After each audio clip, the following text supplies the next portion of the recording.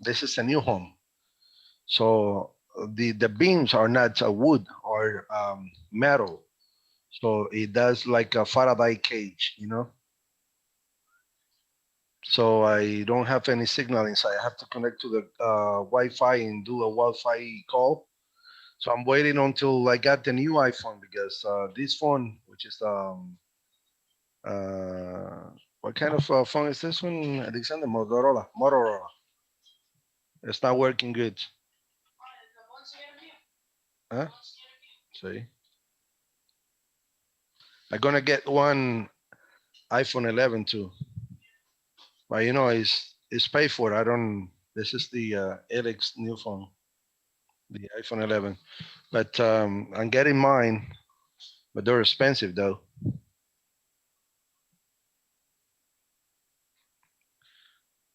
2 minutes to go.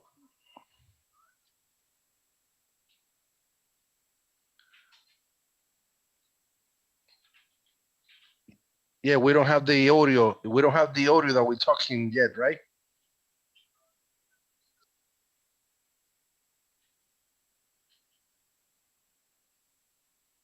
Okay.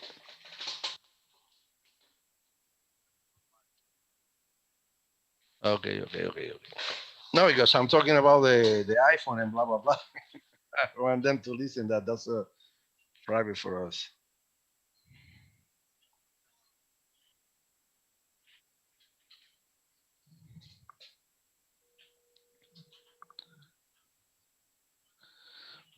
Buenos días, ¿cómo está usted? Feliz año, Dios la bendiga. Bien, bien. No, que estaba llamando a ver si por fin estaban pagando hoy, porque la muchacha me dijo que iban a pagar hoy. Sí, sí, está bien. Bueno, no, pues yo voy.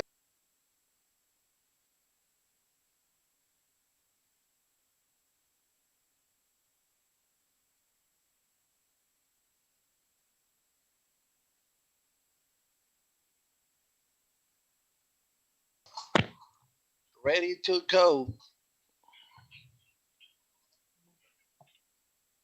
Yep.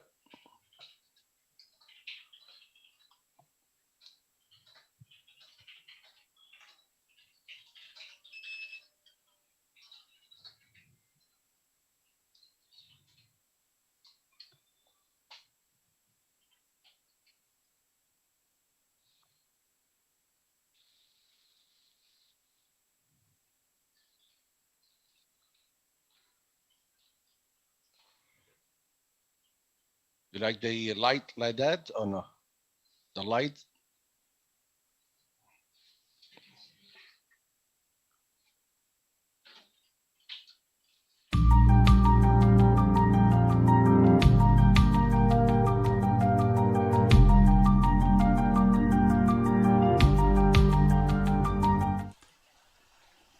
All right, we are live. Good morning, everyone. Thank you for joining us today.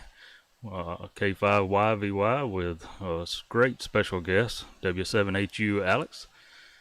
And we're going to be listening to part 2 of his journey of coming to America. As a lot of y'all caught part 1 and probably caught the story on Temporary Offline's channel that kept you on the edge of your seat. So we're going to let him relax today and just go through what he wants to go through. So good morning to you, Alex. Good morning. Good morning. How's it going? Doing good. Audio sounding good. We'll get this off my screen. And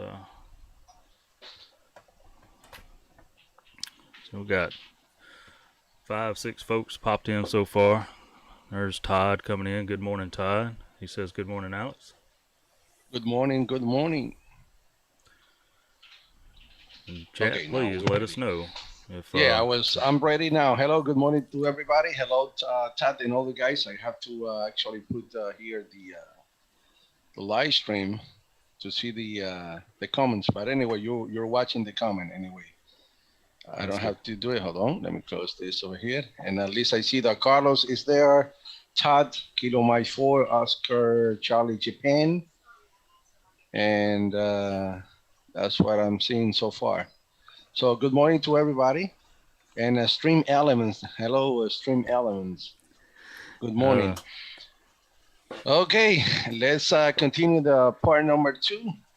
We Good left morning, Nate. the smoking ape too. Hey, hello. How you doing? Good morning, sir. Thank you so much for your help. I know you were pushing the other day the people to let me turn off these lights over here. You was pushing the people who subscribed to the channel the other day, and I got a couple subscribers. Thank you so much, man. I appreciate it. And in the back is Alex with and K5YVY. He's playing his Roblox, right, Alex?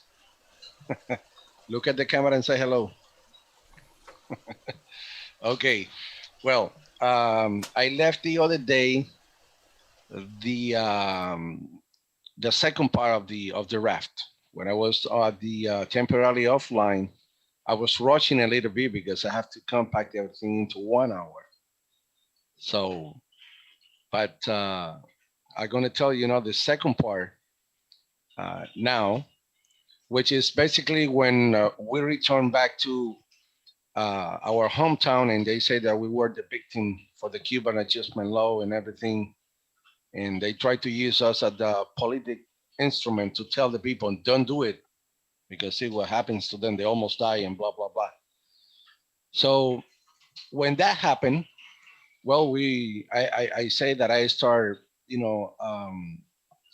looking for a job because they fired me from the school that I was a teacher, and they fired me from the university. I was at the third year of foreign languages, studying English and Italian. That's why you see me sometimes I speak a little bit Italian on the ODA because I was learning a little bit right back in Cuba. And and okay, so and well, I couldn't go to the university anymore. And then I was looking for a job, and they told me, no, no, we don't have a job. And I heard that in one place they have a job available that I could do it. And when I go there and apply, they told me, no, no, we already have somebody. And I heard that that happens because they knew I was the guy who escaped. So they didn't want to give a job to nobody who escaped. Hold on 1 second. Let me do this. 1 second. 1 second here.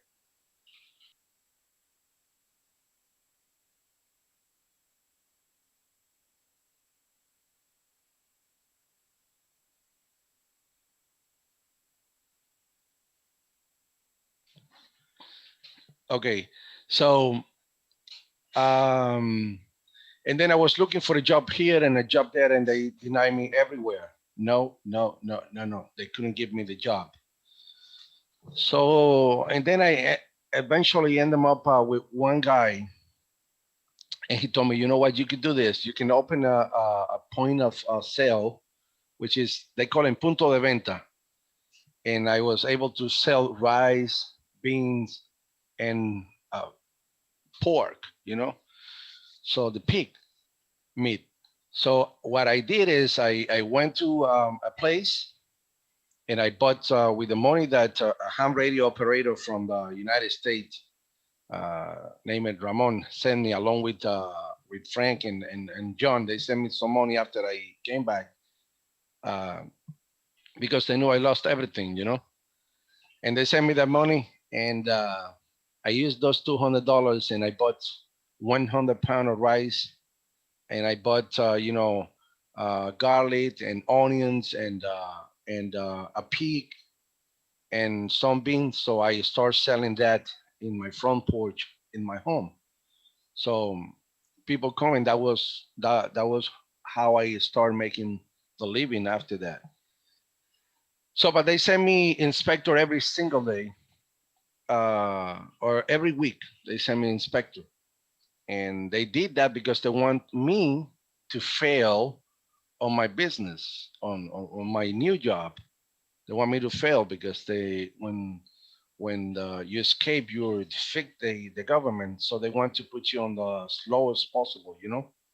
So it's the same thing as the Prince of Machiavelli says: if you want to control a country, okay, you have to make the country as poor as possible. Okay, if the people are poor and they don't have anything to eat, they're gonna thinking what the heck they're gonna eat next day and know why they are like that. You know what I mean? So I put you the sample what is going on today in Cuba. The people does not have any food right now in Cuba. They're suffering to find the food. They have long lines, like 10 hours, 8 hours, 4 hours to get something. Whatever it is they selling in the U.S. dollar, not in the Cuban peso. They don't sell anything now.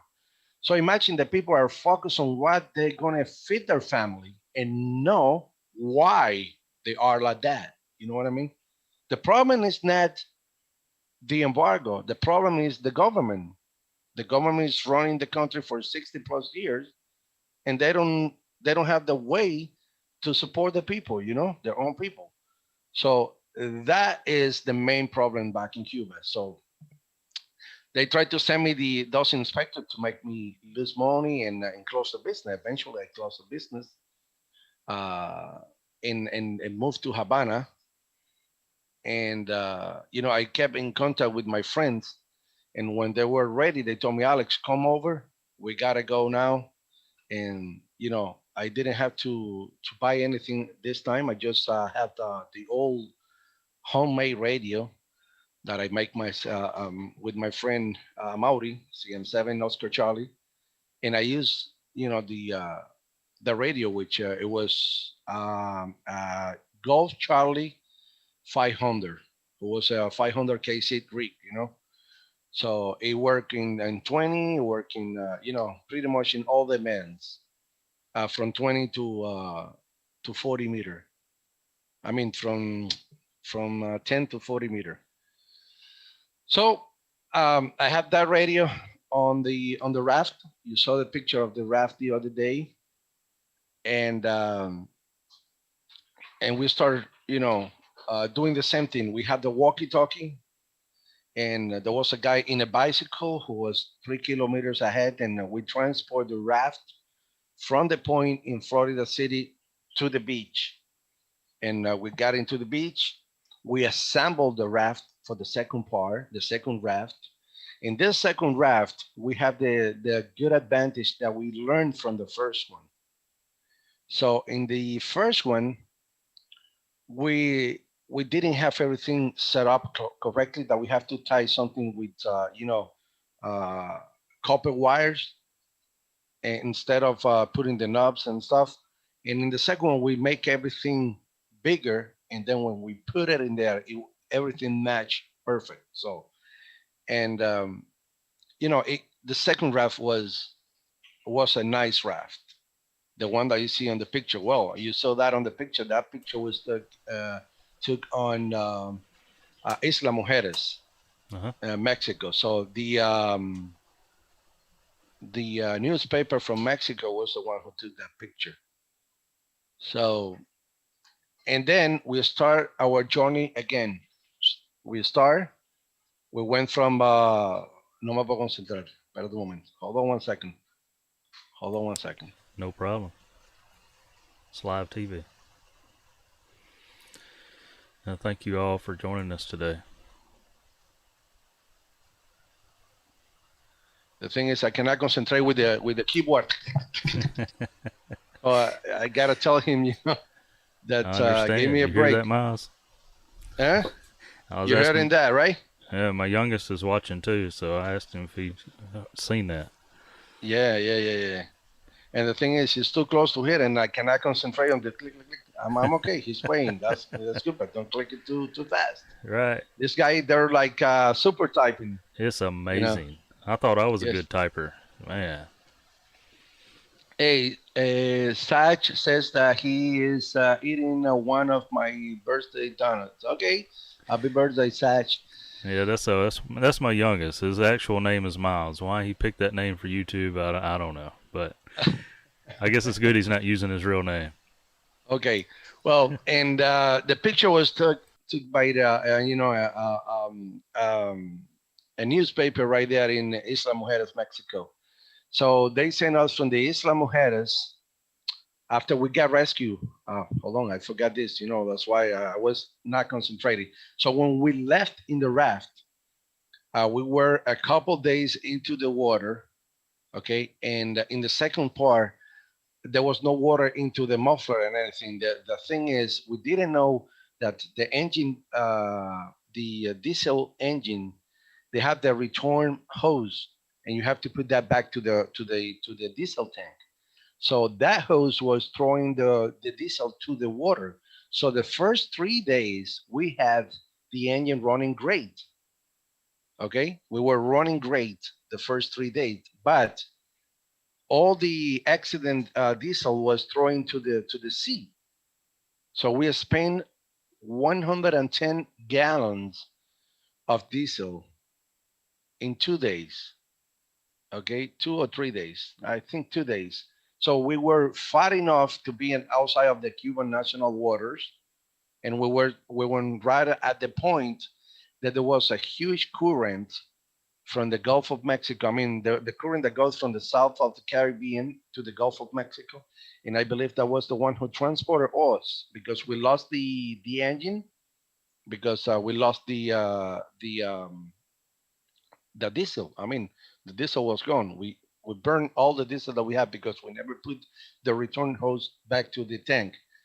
So at this point, we was able to contact with people. I was contacting people in 20 meter in 14280 before we have the problem of the diesel and stuff. And I was talking to them, and we said, well, we're escaping. We wanted to tell the people that we were escaping because if by any chance we have to return back to Cuba, we don't want them to put us in jail because it was the second attempt. On the first one, they didn't do anything to us, but we have to make a little bigger noise in order to, call the attention of everybody around the world and let the government of Cuba, hey, these people are well known.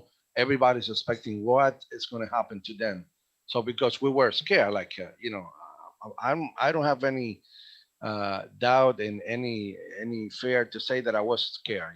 I scared the Cuban government, 129% Oh yeah. for sure. Because if they catch us the second time, man, that was no more chance.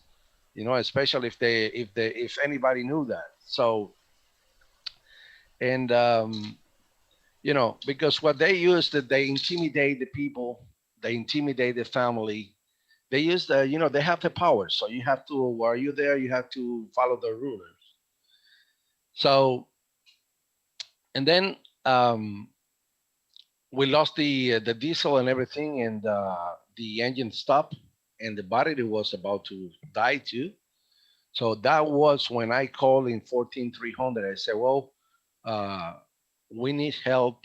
We're here in the Caribbean, and the battery is about to die, and we doesn't have any power to keep running, and the sail is too small to move the raft, and we're gonna die if nobody will come and help us. At that point. So, and we have water and food the second time, no problem.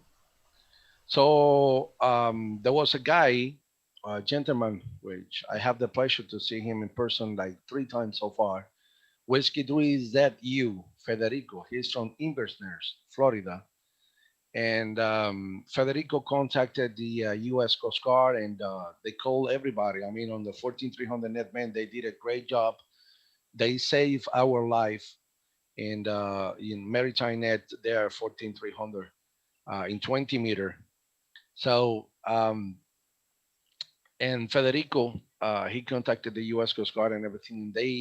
U.S. Coast Guard contacted us via radio too, and we was able to explain them that we saw a boat by the name Marathon, who was a super tanker, a huge, diesel transport jeep, who sent us a pallet with water, apple, and and some sandwiches. We had food at that point, but it was great that they sent us that. We were happy, and we had those apples. That was the first time that I ate an apple in my life. Imagine that. I never had an apple before. I learned to so many things that I learned here that I never saw that in Yeah. my life, only on the movies. So um, And then for some reason they didn't stop. They didn't pick up us and anything. They left us over there and they continued to go. So I told that to the U.S. Coast Guard. The U.S. Coast Guard, I guess, because they didn't tell me that, but you have to guess when you tell him that you received that from that boat. So they contacted. I learned that from Federico. Then when I got here, they contacted the boat, and the boat told them that the you know the coordinates that we were at, the point that we were. Right. So, and of course, they saw the map, they saw where we were, the point that we were at. They look at the current and they knew or they predict where we were going to end them up. You know what I mean? So it was too far from them, but it was too close for the Mexican authorities, from the people from the Isla Mujeres in Mexico. So they sent the Mexican Coast Guard to find us. So when they sent the Mexican Coast Guard to find us, pretty much the following day that we got rescued after that. So and when we saw the boat, of course we have another mirror and we put that to the sun. We make signal. They came easy. They find us very very easy. So at this point, they were from Mexico. They did a nice maneuver. They maneuver to rescue us. They go around and they put a boat on the water. Their life raft, and there was two officers who came in. They asked us if we have any weapons. I said no, we don't have any weapon. We're Cuban. We're escaping. Blah blah blah. And one by one, they were putting us into the raft and transporting to the bigger boat. So bam bam bam bam bam bam bam. They put the eight of us into the boat. So they tie a rope into the raft, and they were pushing the raft until you see that the raft was right there. So and but they put us into the boat while we got there. They give us food. They measure our temperature, everything. They take care of us pretty good. I believe that was the only one good part that I had from Mexico authorities. The Coast Guard people, they were great. In fact, one of the guy, he used his cell phone and said, "Well, let's make a call to one of your family and those people. If you live in the same town, tell them to go and tell the other families that you are good." So he calls to I believe was Alexis' mother, and tell Alexis' mother that we are okay. We are in rescue by the Mexican Coast Guard, and then Alexis' mother went to my house and everybody's house. So she actually spread the word that we were okay because from day one, that was day 11. So we spent 11 days to get rescued the second time. But the cool thing is, while I was on the boat, on the raft, I was able to communicate with people because since I had the radio the first couple of days, I was contacting people in the 14280 net, which is a Hispanic net, Rueda de los Veteranos y Jóvenes. And the guy there who happens to be a blind man, his name is Luis Beltran, a good gentleman. In fact, he's had his net from so many, many, many years. And then those people were contacting ham radio operators in Cuba, including Amaury. Amaury was telling my family, "Hey, he's okay. He's on the sea." My mother was scared, of course, because it was the second attempt and she knew what happened to me the first time. So, and, you know, what happened between the day number 4 that we lost the engine until the day number 11 was very easy. We have plenty of food the second time, plenty of water, and we have the Bible with us, and we was reading the Bible every single day. And we knew that the raft was moving because the current was were moving us. And on the second time, we have a small compass. The first time we didn't have not even a compass. Second time we have a small compass. And we knew we were moving to the west. Okay. So we say if we move into the West, we have two choices. One, hit Central America. Two, hit Pinal del Rio, Cuba. Or three, hit Yucatan, Mexico. So we knew that somewhere we're gonna end them up, or four, enter into the Gulf of Mexico, and that will be the worst case scenario because if we enter into the Gulf of Mexico, then it's gone because we can stay there for weeks, and then we didn't have enough food for 8 people. We have enough food for 8 people for 30 days, but no more than 30 days. You know what I mean? And of course, since we start this time, we wasn't eating like normal. We rationalized the food from the beginning. We did the same thing that we did when we lost everything. At 3 o'clock in the afternoon, we start eating, a little bit of food for everybody. If we use sardines, and we cook a little bit of rice, and we distribute a little bit of rice and sardine. And the second time, we start the rationalization since the beginning. Why? Because if we're gonna spend so much time like before, Yeah. we always gonna have something to eat for the next 30 days. Of course, we didn't expect to be over 30 days on the sea because it's the Caribbean. We have to land it in somewhere within 30 days. You know what I mean? Or Yep. somebody have to rescue us. I mean, if it's over 30 days, so we're dead. you Hmm. know, there is no way that you could be more than 30 days floating right there without being noticed or without hitting someplace, even a key, somewhere. We have to in 30 days you have to land somewhere, unless you pass to the stretch of Yucatan and end them up in the Gulf of Mexico another 30 days. So it will be 2 months then on the journey, and that was the worst case scenario. So well, this second time, as I was mentioning you, uh, we love, to read the Bible. I When I returned back to Cuba, I never went to the church because at that time, now it's permit is okay to go. At that time was not good to see people going to the church, but I started believing in God and asking God to give me the power to go through everything that will be hard in my life, like doing the second time escape. And Agustin, who came again on the second raft, his younger son didn't came the second time. He gave up. He said, "No, I don't want to go. I don't want to suffer the same thing as the first time." Yeah. That was the guy who led the Bible wet the first time.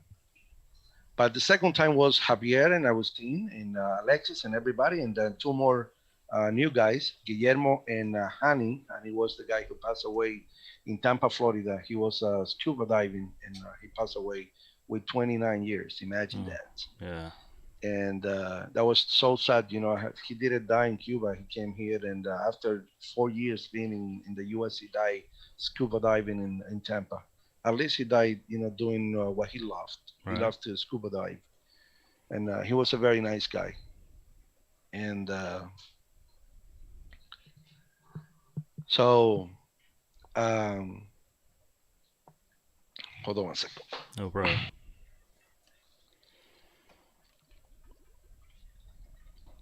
So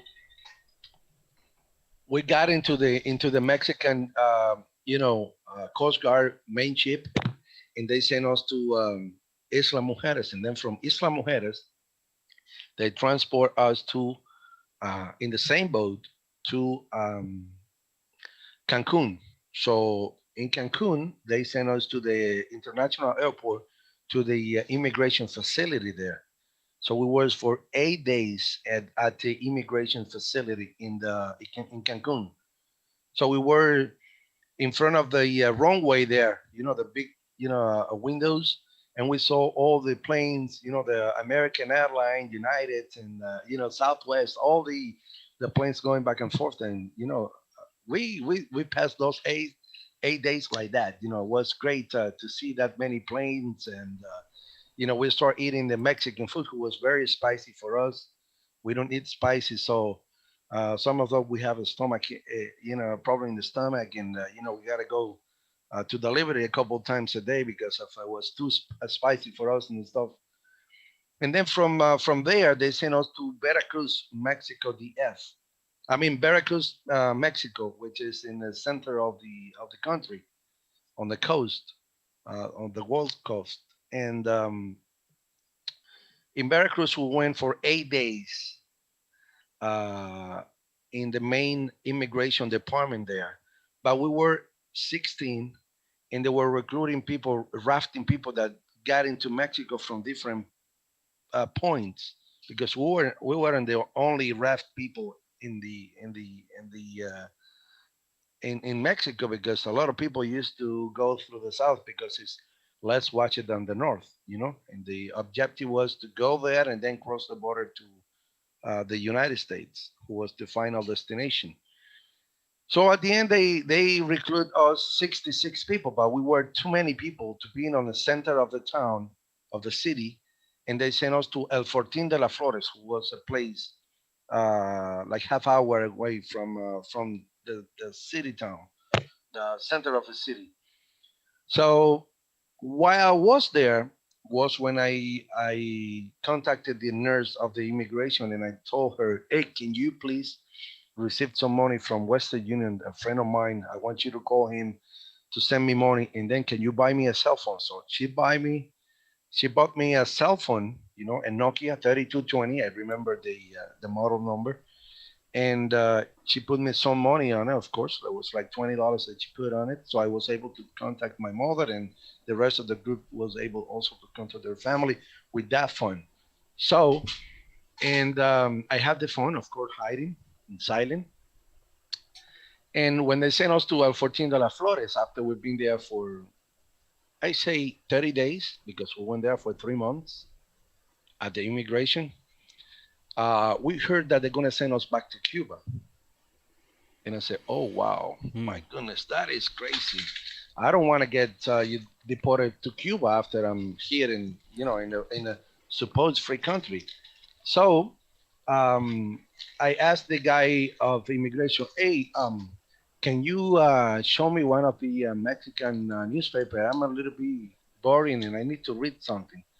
So when they gave me the Mexican newspaper, I went straight to the credit of the newspaper right here on the back, and I saw the phone number of the redaction. So what I did is I called from that cell phone to the redaction number, to the news room, and I told them, "Hey, there is 66 Cuban people recruited here into the El Fortín de las Flores, and we are in a hunger strike. We're not going to eat. We will love our freedom, political asylum, or give up us." They call salvoconducto, which is a paper that allows you to leave the country within 48 hours. They give you a paper that you are authorized to transit the country within 48 hours. It doesn't matter if you're going to the south or if you're going to the north. Okay? So they give that to people who cross the border from Guatemala, but they don't give that to the people who really take the risk on the raft. So the rafting people, who are the people who really sacrifice and put their life on risk, they don't give them that privilege. They give that to the people who flew in a plane from Cuba to Central America, and then from Central America gone. By the way, most of those people who flew from Cuba to Central America and stuff, they were people who have good way of good standard of life in Cuba, people who can afford to go, or they had good trust from the government back in the time. You know what I mean? So it was pretty nasty from the Mexican government doing that for the people who really take the risk. And then um, we start the hunger strike. We didn't eat, and 30 minutes after I called, the helicopter was surrounding the place, and they came over and they tried to talk to us. They called me, and I told them, "Well, my I have to put money on the cell phone. I have the money with me, but I cannot put it." So there was a guy in Mexico who put money into my phone. He said, "Give me your phone number." I gave him. And they asked for my phone number, and he put money. You can go to a store and put $20, and then I go talk to the phone. So my phone was alive, thanks to this gentleman who was Cuban, and who is Cuban, and actually he's been in my home in Pennsylvania. And here in Miami, I met him again. He came here. We're still friends. And of course, anytime that he will come to the United States, he's the owner of a school there in Veracruz, and he's a good friend of mine. Him and his family, they're good people. They help us a lot for free. Right. He just did it because he's Cuban and he wants us to be free. He understands. So, eh? He understands. And his name is Rafael. So Rafael, and he helped us a lot. So then all the newspaper, the TV channels, and everybody starts surrounding the place and try to contact me. So I guess I'm the guy who likes the cameras and stuff. And then I they push me all the time to talk to the people, and I was actually the leader of the 65 Cuban rafting people. And you see, that's me right there, and they were interviewing me. Yes. So they How were about that? interviewing me, and what it says is Los cubanos piden ayuda a Fox. The Cuban asking help to President Vicente Fox. Okay. Uh-huh. So what I did is I sent a letter to the President Vicente Fox. I write a letter to President Vicente Fox and asking him to help us, to get our political asylum of the salvoconducto, the paper to go out of the country that we didn't want to be, anything in there. We just don't want it to go back to Cuba. So as you see there, um, we got that's me and Alexis there. The guy, that's me and Alexis. We have the Cuban flag there, and that's me on this side and Alexis on the other side. That this guy here is another fellow guy. That was me right here, and another guy right there. He was actually reading the Bible right there.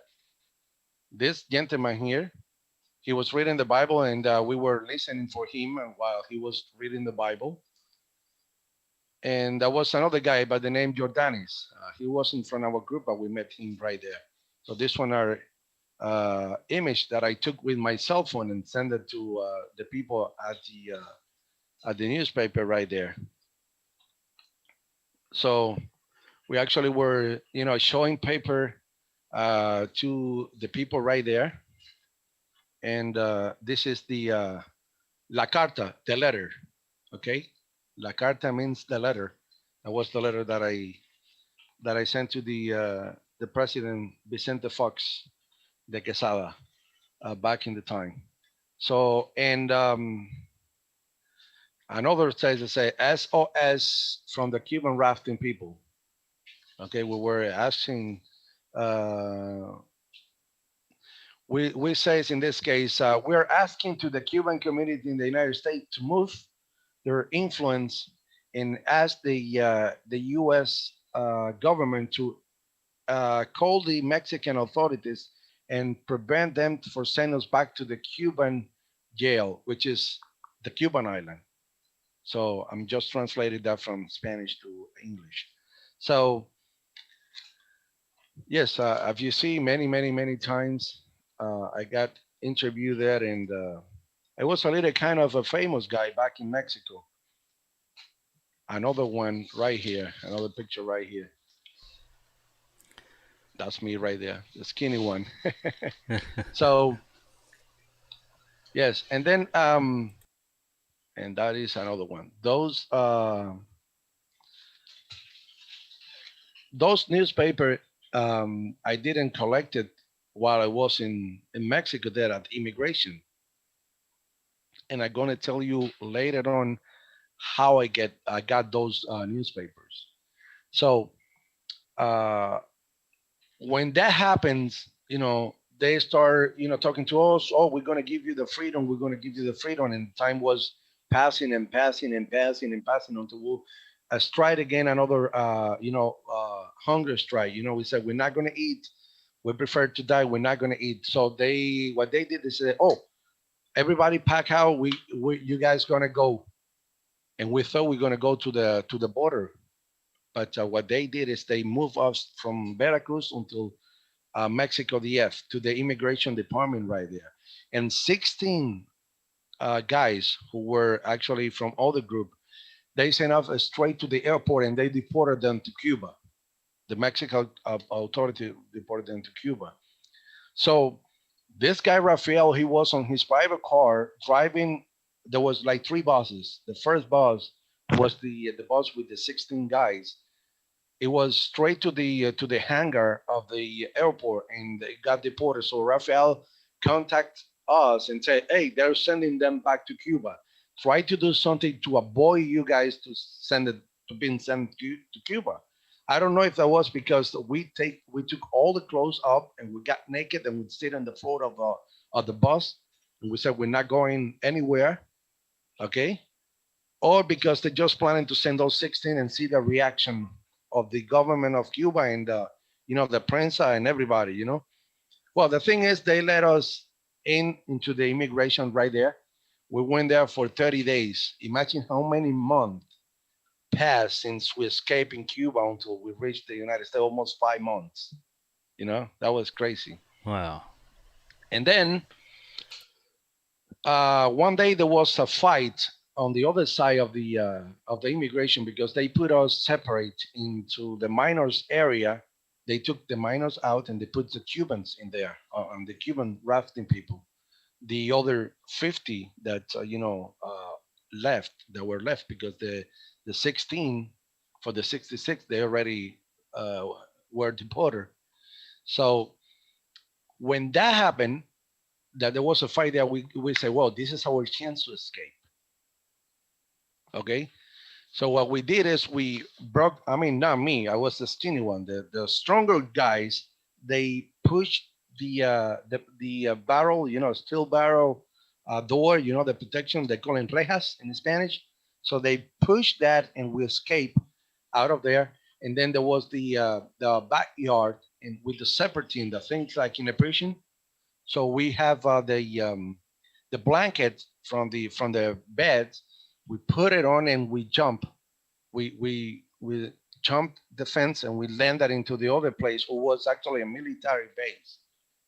So off of the 30 or 40 who escaped, there were four people who broke their legs. Of course, they got couched, and two people who got couched by the people on the military base. The other people, like me, we escaped, and then when we escaped, we dispersed.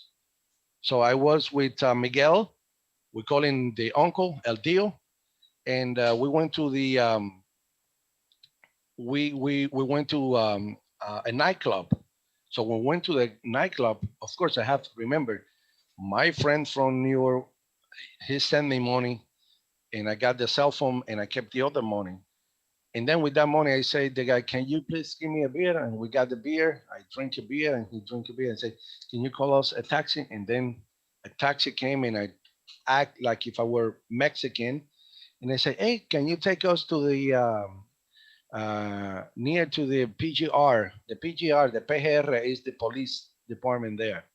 So we went to a hotel in Metro Revolucion, who was right in the downtown of city of Mexico, and we rent a hotel right there, a room across the street from the police. So they're not going to search us over there. They're going to search us close to the south, which is the immigration and a Cuban community there. So we try to play smart. So while I was in Mexico, I mean in Veracruz, I was on the news and stuff. I was texting with one lady from Mexico, who was my age, and then we kind of been good friends over the text.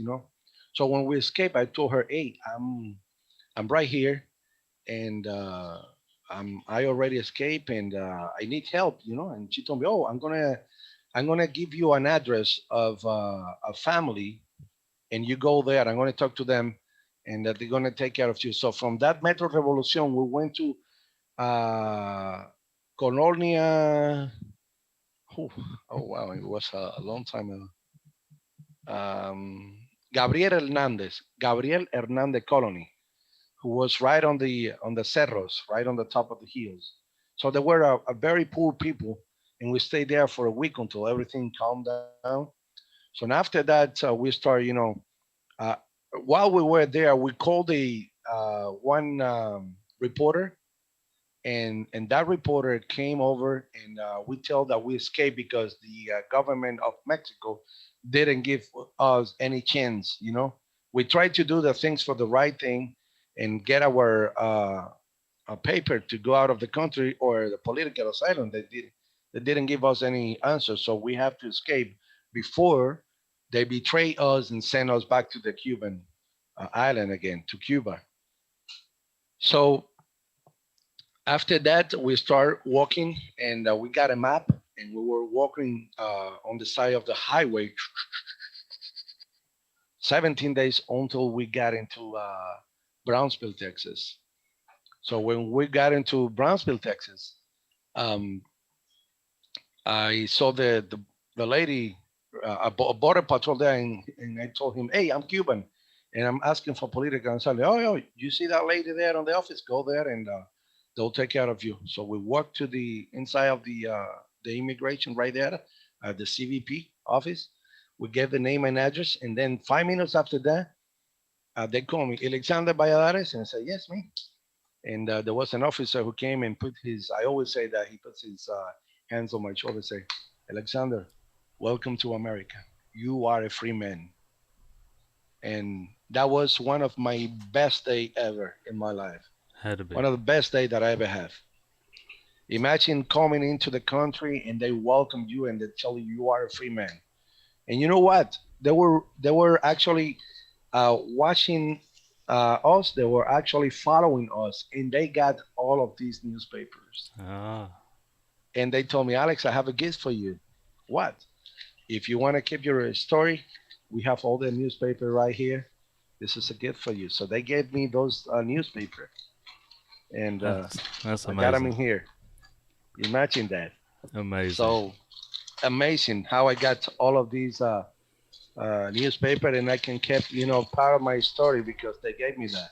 That was amazing. Along with I was, they gave me provide me with a T-shirt because mine was all ripped off, and I was not shaving for like so many days and stuff. So they gave me, they allowed me to shave myself and take a shower and everything. So that was amazing. They treat me very, very, very, very, very good, very good. And That's awesome. yes, and then they contacted my friend Ramon, who told me, when you get there, tell them so. And they told me go to the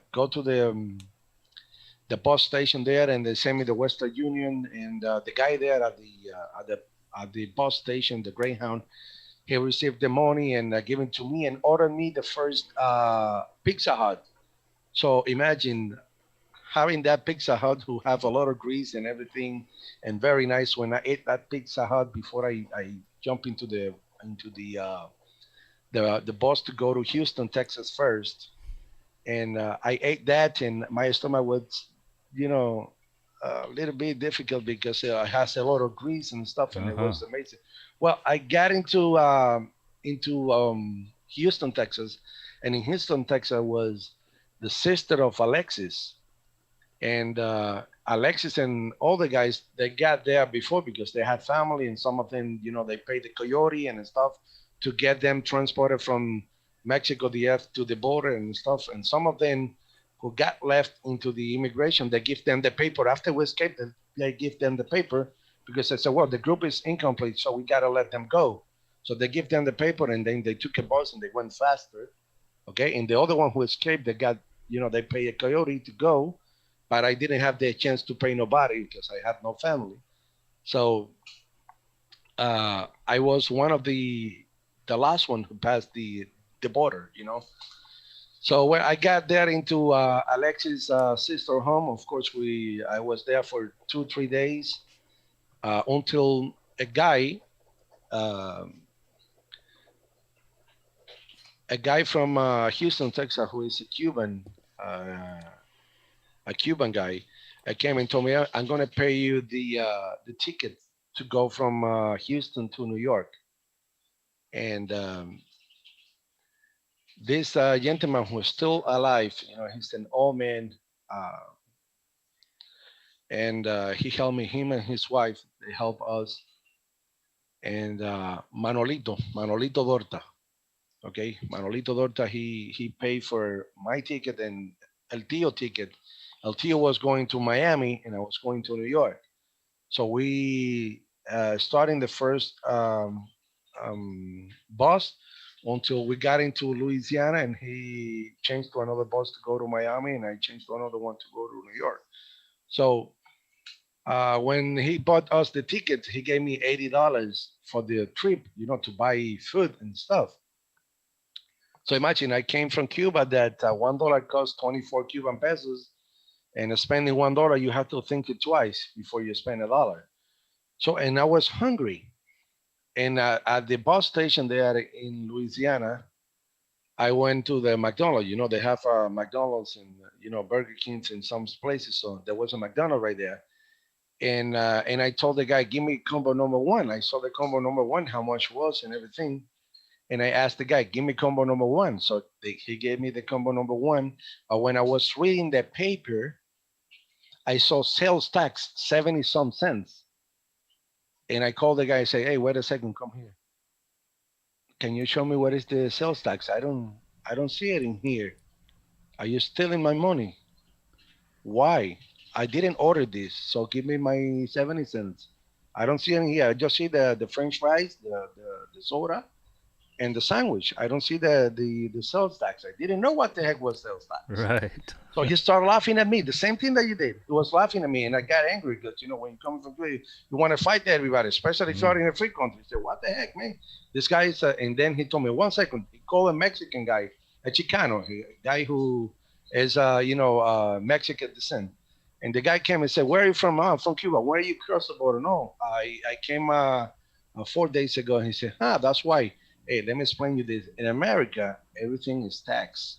So you got to pay the tax to Uncle Sam, and he explained it to me. And I said, "Wow, I didn't know that." And he told me, "You know what? Don't worry about it. They did something. They refund me the full money, the $7 and some change, and they give me a bag with sandwiches for the rest of the trip until New York." Oh wow. Imagine how good they were with me. They knew I was new into the country. I didn't speak the language pretty well, and I didn't understand how the American society works. So that was so good that they gave me that for free. Yeah. The manager came and said, "No, give it for free, refund the money." And in fact, they gave me more food for the rest of the trip. So I gave like 3 or 4 sandwiches to Uncle Miguel, and I kept the other one because they gave me like 10 or 12 sandwiches. They gave me a bunch of a huge bags with sandwiches in there. So, oh my God, America is good. They start giving me this for and they said, "Wow, that is crazy. That is a lot of food in here. We don't have to think about what we're gonna eat next day." So we Yeah. start, and I end them up in New York. My friend Ramon picked me up on 42nd and right there in downtown in Manhattan. So and then Frank picked me up right there, and he got at work, and then he took me to his company in Piscataway, New Jersey, the Coca-Cola, the Pepsi-Cola factory there. So I was there for one day, and everybody was welcoming me. Everybody knew that I came from Cuba, and I was at the lunchroom, and everybody came and they wanted to buy me food. They wanted to buy me, whatever I want from the machines, on the jobs. They had machines at the lunchroom and stuff. And they were asking me, can you tell me why? I have to tell the story like 2, 3 times in one day because everybody was asking me questions on how I felt and what I did and blah blah blah. So and then I went back to farmhouse in Easton, Pennsylvania, and then I started doing my paperwork and everything until I got my social security card and my working permit. I'm sorry, and then I was able to go and pass the driving test and get my driver license. So when I got my driver license, my friend Nelson and one and R, he told me one day, "Come with me," and I sit on his car and we went to a dealership, a Ford dealership right there in Strasbourg, and he was talking to the guy, blah blah blah, and he told me, uh, "Let's go with me." Going to that truck that I sit down into truck said, "Let's do a test drive." I did a test drive. He told me, "You like it?" I say, "Yeah, that is a nice car." So you're gonna buy this? No, I'm not gonna buy it. You're gonna buy it. Say, how come I'm gonna buy it if I don't have money? Yeah, but you have a job. Yes, but how come they're gonna give me the thing with that or something? Yeah, don't worry. He got his checkbook. He write a check. I remember was $1,500 down payment. He gave it to the guy, and he told me sign here. I signed and said, here is your key. Welcome to America. You have a car now. Wow, that was amazing. Thanks, November 1, November Romeo, Nelson Amazing. Roy. He's a good man, you know. And then he was my call signer. So that was amazing. I never imagined that that would happen to me. Of course, I gotta start working. I was working. I was paying, you know, the monthly thing until I bought the new car, and that was this. By that time, you know, I have credit, and it was on my name. And then I bought a house in Pennsylvania, right there in Carasaco, and I moved to my house a year and 8 months after I got here. I bought my first home, and yeah, and I have a huge tower there with a two-element Yagi for 40 meter and an eight-element low periodic for from 10 to 20 meter band, and who was the XP507 from Summer. So, in other words, was a very, very, very nice thing. The rest of the story is that I actually became a salesman for Goya Foods after meeting November 3 Tango X-Ray and 3TX Joseito Torres from Philadelphia, that I used to talk to him while I was in Cuba in 1995, 1996. And he sent me his QSL card. So when somebody came from Cuba to the United States, my mother sent me those QSL cards, and his QSL card was inside of that group.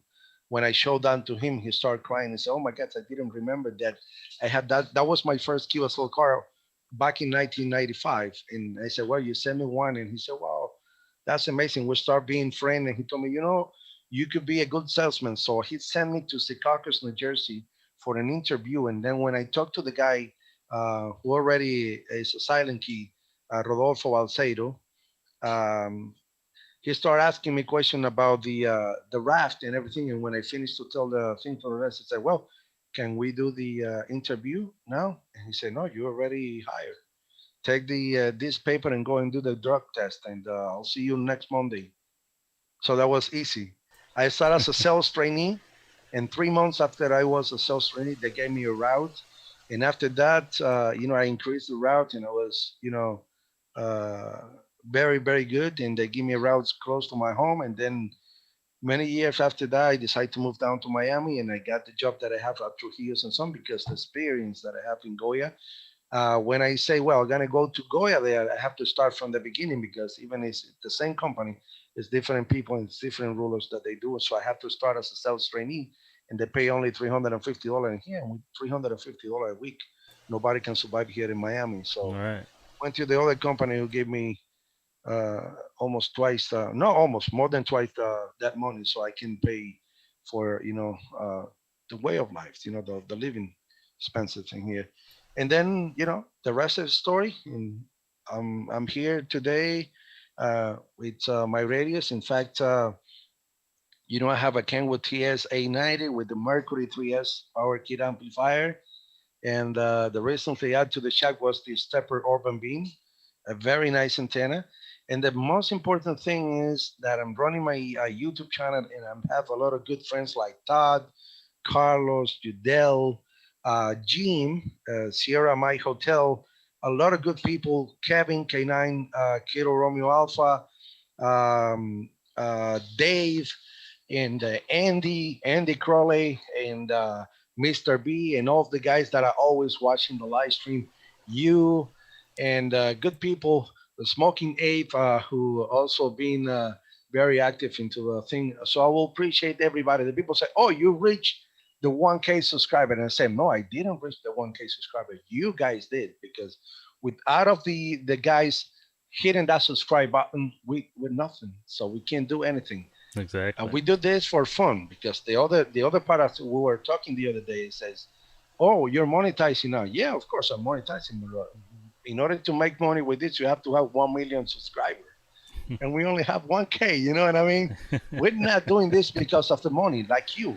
We're doing this because we like the radio. We love to being heard. We love to be seen, and also we love to people to use your channel to check their audio and their signal report, and become friends. I wish everybody in this planet will have a YouTube channel. And when you talk to somebody, you can go automatically and look to the YouTube and you see them transmitting. That's good because you can listen to people, but when you're able to see their faces, the way that they talk, a one image talk more than 1,000 words. So when you see the image, you see when the people smile, then you see if the guy is in good mood or no. You know if the guy is telling you the truth or no. And then when you are able to see their screen, the meter of the radio, if he tell you 5 and 9 and you know that it's 5 9, that is amazing. It's very rewarding for you that you install an antenna and you go to somebody else YouTube channel and you will able to check your channel. You check your signal, your audio, and you able to meet the other guy. That is amazing. I mean, I feel Amazing. Yeah. that amazing because I remember. imagine, yes, if you're monetizing now, if you're gonna wait until you get the money that you spend into your radios. I mean, the Icon 7300 costs you at 1K. Okay, Hmm. in order for you to make 1K in YouTube the way that we do, because we have our ham radios, we don't have a. If you do a politics channel, you maybe have millions of people because millions of people are interested in to fight for the difference and different ways. Some people like Democrats, some people like Republican, but we like one thing: we like radio, and we are a limited group. We are an exclusive group of people. Okay, we have limited subscribers, so we're not thinking that we're going to make money on this. I have my job, I make my money on it. You know what I mean? So Yeah. it's okay. If something coming, that's okay. But imagine I was checking out and the other day I got €5 from a guy in the UK, and I said, "Wow, nice." Of course, that 30% to YouTube and the taxes for the government. At the end, you get $4. But I was checking how much I consume in electricity that day, and I was spending $3 and some change. So I mean, that's not even paid the electricity sometimes. I mean, that is what I'm saying. We don't do this for the money. We do this for the enjoyment. Right. You know. Yeah. I remember, probably 2 or 3 years ago, coming across the first station, I seen it said something about seeing them live at the radio, on YouTube Live or something, and I click on it, and it was amazing that you're used to talking on the radio and just staring at your radio and hearing a voice, and now you was able to actually see them or their shack. Some people don't show their selves, but and the big thing was hearing your audio the way it actually was, and because you don't get to hear that on your end, and so it was Okay. neat. That is good. Hey, ask the guy if they have any questions. If you're reading the question, because I've been talking and talking and talking like a Yeah, podcast. I've got But some wrote. I've got some wrote down as go we ahead, was going Amral. along. This is the time to do So the as we go through questions. these that I've wrote down, if there's any more, just post them in chat, and we'll try to get to those as well. So first one I wrote down was from Todd. Todd wants to know, I guess, have you been contacted about making a movie with your story? No, Ah, really should. no, but that'll be a good thing. I mean, for the movie. The thing is, I'm not good writing. That is, people say, why you don't write a book? And I say, no, because I don't like to write. I can talk to people, and I mean, I can tell details and everything because everything is in my mind. I could pass between this and the last part. I can pass one detail, but I always will remember talking, and I will go back. Hey, in that time, this. So it is I have to spend a lot of time to tell the whole thing because imagine in 22 days the first time, and in 11 days the other time, and not that the 5 months that we passed into the Mexican immigration system. That was for me. The raft wasn't as bad as being in Mexico for 5 months, almost 5 months, not knowing if we're gonna get deported. That is the torture of my mind every single day that we wake up and say, are we going back to Cuba today or are we going to get the freedom? That is the most torture part. Was not the raft, and it was not eating for 10 days and drinking my own urine for 4 days. The hardest part was being in Mexico, mentally tortured by those immigration people there. You know? All right. Yeah. All right. There's one that I thought of. that I wrote down. I think in temporary offline's channel Monday when you was with him, I believe I remember seeing somebody in the chat was curious about the flag, the folded flag on the wall. And if there's any questions you don't want to talk about, that's fine. But No, yeah, of course I will. I will. Of course I will talk. Let me see if I can. Hold on one second, right here. Okay. Let me see if I can share that with you. Hold on one second. Okay.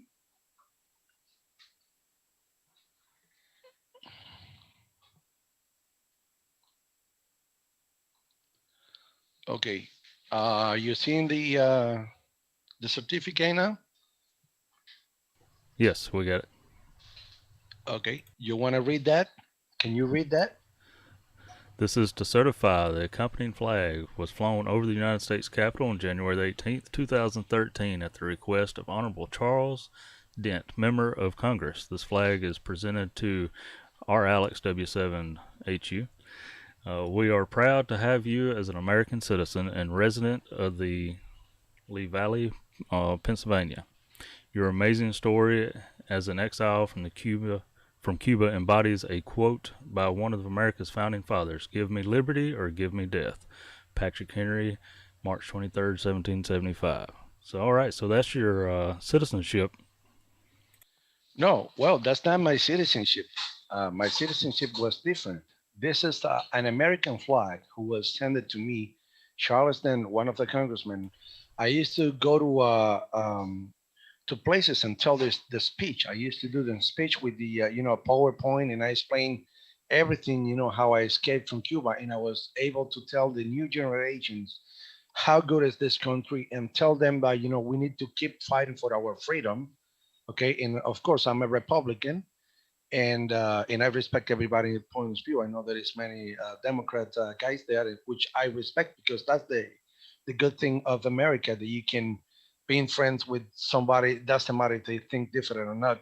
I have my personal opinion, and I respect the other person opinion. But I was telling the people how I came here to let them know that in America, the people got the freedom for granted. They don't know how good is the freedom because they never suffer what I did suffer. So, and being telling that I was actually doing a speech on the Republican Party at the restaurant in Easton, Pennsylvania, and they came with that gift for me that Charleston sent it to me, and that was one of the best gifts that I received. So Oh, I yeah, kept that right there, and it's amazing. It's amazing to that have is that. amazing. It's an honor for me having that, and that's why I will always love this nation as if I was born here. Actually, it's the motherland of my son, and without of this freedom that we enjoy here, I think I didn't make what I've been accomplished in this 16 years. Right. Yep. Um, Next thing I wrote down was Carlos had a suggestion, and I wrote it down because my OCD, I guess, was itching. I felt like when you were showing those newspaper clippings, I was like, man, I wish I could laminate those for you so they're preserved. And then Carlos had a suggestion, maybe you could get them scanned into a PDF file to keep them on the computer or something, just in case something happens. Maybe you would have copies of them.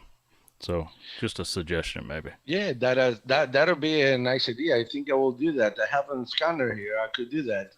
I just keep the original ones, but I never think about it. Some in case there is a fire or something, you lose Yeah. the nice material. At least you have it on the digital copy. That's a good. Thank you, Carlos. Yeah, and where you're at, you got a lot of strong hurricane winds. Sometimes you may get a leak in the roof, and they get wet or something. So, we Yes. want to get some copies of those. Also, Todd had another question. He was curious whether there was any other family in Cuba that has made it over to the U.S. My family? Yes, your family. No, from my side, no. Okay, Okay. and yeah, but from my wife's side, yes, her sister came, and but they came, legally, so they don't came Right. on a raft. From on raft, I don't know anybody of my family who did that. I I got believe they got scared because what I passed through. you. Yeah. And I wrote down one other question that while you were talking toward the end. And some people might want to know too. I don't know, but one of you went to Miami, and then you decided to go to New York. What drew you to New York? Well, yeah, what it sent me to New York was because I don't have any family in the United States. So, and I have a ham radio operator friends in Pennsylvania and New York. So There you go. I Okay. went to New York because it was the closest place that my friend can pick me up right there to come to Pennsylvania. And actually, it was cheaper the ticket to New York than Pennsylvania. Even New York was a little bit far away. There was more buses going to there. So because if it's to Pennsylvania, I had to go up to New York and then go down to Pennsylvania. So my friend picked me up right there. So that's why I ended up there because no family in the U.S. and the ham radio community helped me out, like Nelson and Frank and Raymond and Juan, which is Kilo 4 Papa Yankee. He is one of the sales guy at HRO Denver, Colorado.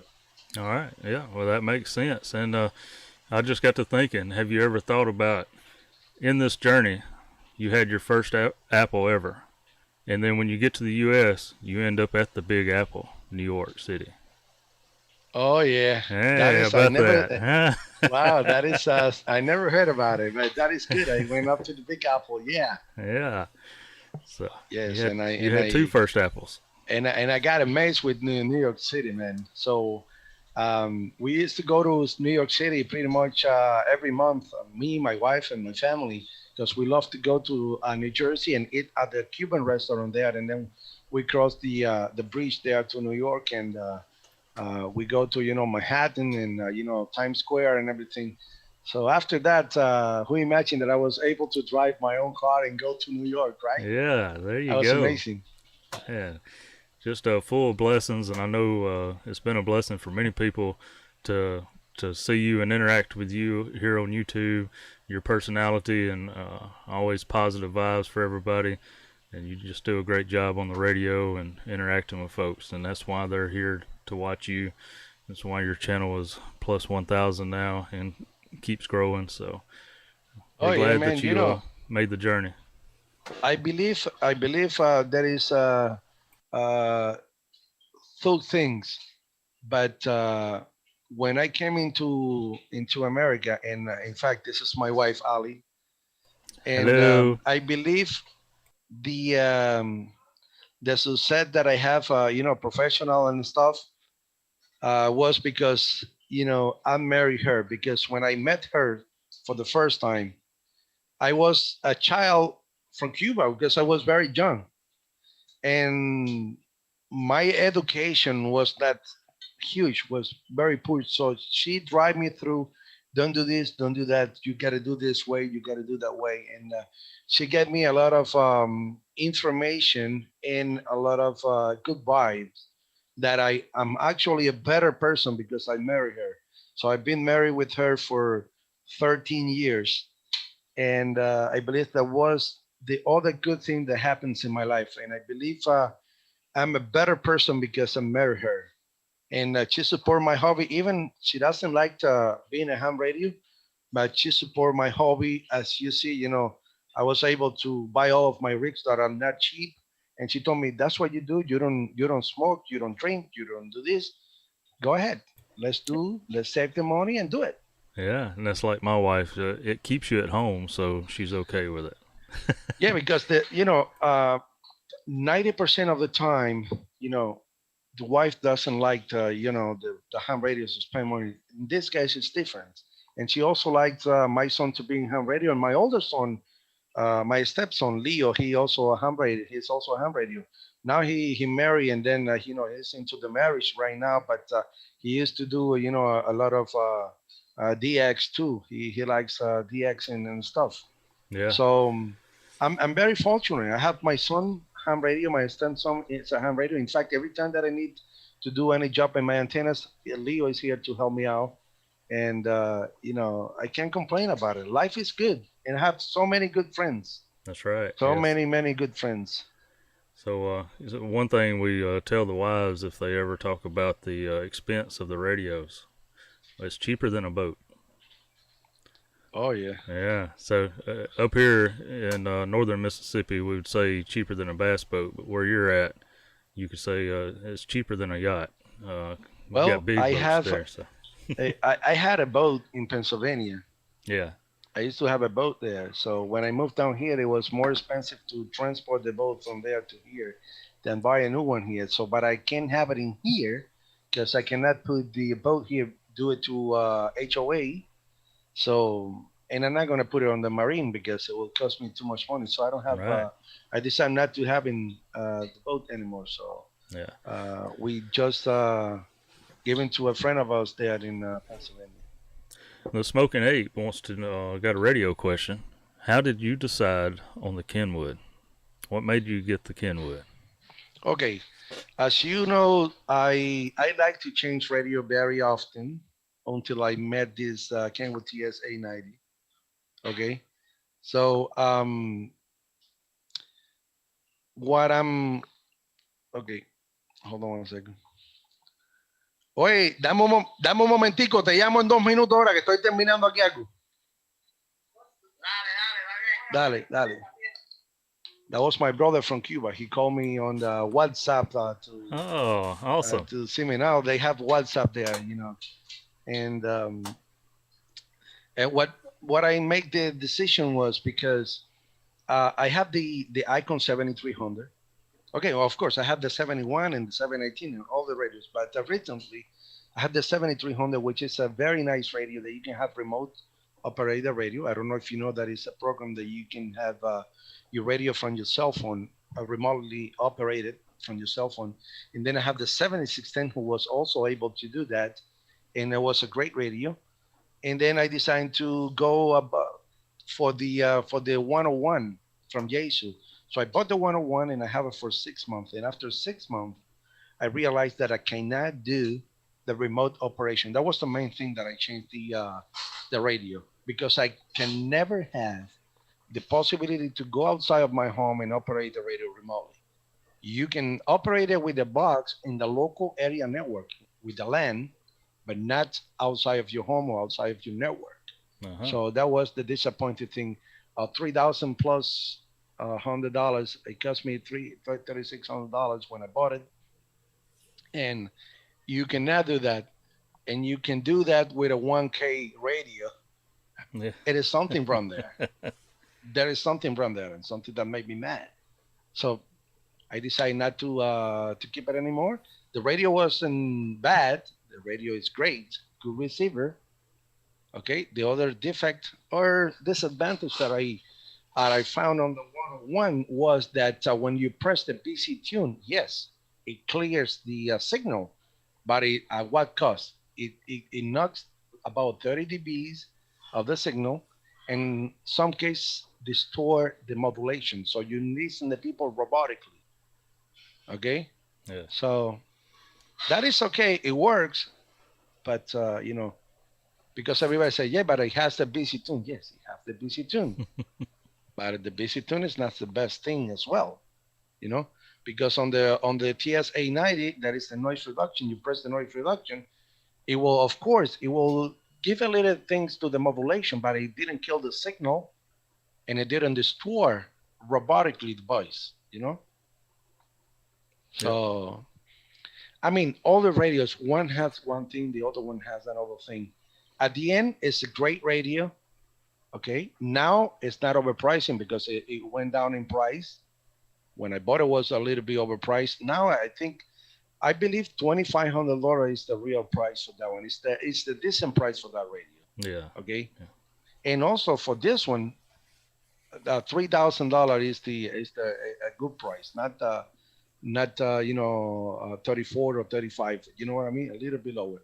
Yeah. Now I see that the FT10, it has a good, it's a good radio. Of course, you cannot remotely operate it too, but at least it's $1,700, and you have the video output and all the things that the 101 has. The only thing that the 101 has that is different than this one is the second receiver, and but you don't need that.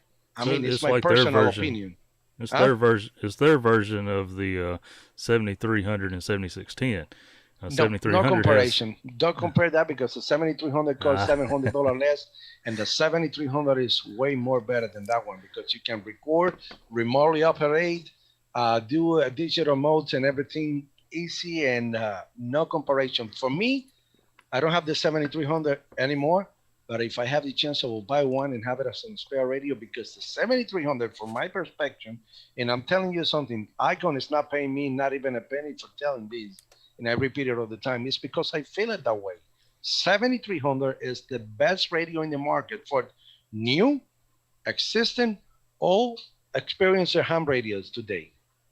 Yeah. It can cover anybody's budget, anybody's requirements because you can do FTA, CW, whatever you want with that. Mhm. You can record the people. You can remotely operate the radio. There is so many things, and you have a very nice touch screen, and it's compact that you can use it on a mobile radio, and you can use it at home or anywhere. So for me, the 7300 is the perfect radio. And my advice for Todd, whenever he's going to buy a radio, don't make a mistake. Get the 7300. That is the radio. That's what he just said. He just put in chat, I want the 7300. He also says, what changes, if any, to your station do you think you might make in 2021? Will you be adding anything to your station or to your YouTube channel? What was the question again? What changes, if any, to your station do you think you might make in 2021? Will you be adding anything to your station or to your YouTube channel? Well, I'm telling you, I don't know. I don't know because it's something coming and I like it. I'll maybe get them, Yeah. I think the only thing that I will love to have is the geochrome. Okay, that's what I have my eyes on since a while, but I think it's not, the time to do it. I may be being, saving the pennies right there on the YouTube, and when I have the money, I will use that money for the geochrome. Maybe in 2 years from now, I don't know when I'm gonna reach the amount of $400 that I think that costs. But the geochrome would be, the thing that I will get if I have the chance, but because it's not important for me. It's nice, but it's not important. You know what I mean? Yeah, so I prefer to spend the money in an antenna or on a nice radio. But in this case, I think I spent enough money for the past 12 months, and I will have to wait for another 12 or 24 months to start making another investment into the radio. You know what I mean?